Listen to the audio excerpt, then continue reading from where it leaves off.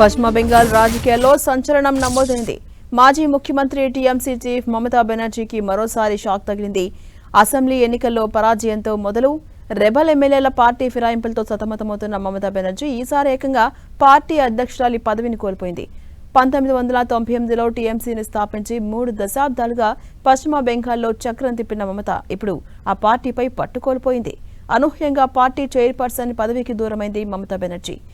రితబ్రత బెనర్జీ నేతృత్వంలోని TMC rebel ఎమ్మెల్యేలు మమతను తమ బాస్గా నిరాకరించారు.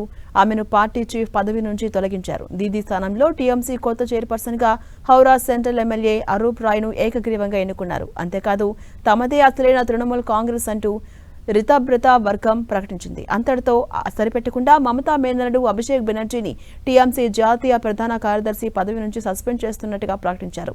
పలువురు సన్నిహితులు సైతం మమతకు దూరమయ్యారు. ఇక వెస్ట్ బెంగాల్ అసెంబ్లీ ఎన్నికల అనంతరం టీఎంసీ శాసనసభ పక్షం రెండుగా చీలింది. రితబ్రత బెనర్జీ నేతృత్వంలో 60 మంది ఎమ్మెల్యేలు తిరుగుబావుట ఎగరవేశారు. తాజాగా ఆయన నేతృత్వంలో కోల్కతాలోని న్యూ టౌన్ ప్రాంతంలో గల ఓ హోటల్లో టీఎంసీ తిరుగుబాటు వర్గం ప్రత్యేకంగా సమావేశం నిర్వహించింది. 60 మంది రెబల్ ఎమ్మెల్యేలు 70 మంది కౌన్సిలర్స్ హాజరైన ఈ సమావేశంలో రెబల్ వర్గం కీలక నిర్ణయాలు తీసుకుంది. తామే అసలైన టీఎంసీ అని ప్రకటించుకున్న తిరుగుబాటు వర్గం పార్టీ సంస్థాగత మార్పులు చేపట్టింది. ఇందులో భాగంగానే పార్టీ కొత్త జాతీయ కార్యవర్గాన్ని ఏర్పాటు చేసుకుంది. సీనియర్ లీడర్స్ ఫిర్హాద్ హకీం, అరూప్ బిస్వాస్, రథిన్ ఘోష్, సబీనా యాస్మిన్ను టీఎంసీ వైస్ చైర్పర్సన్స్గా నియమించుకుంది.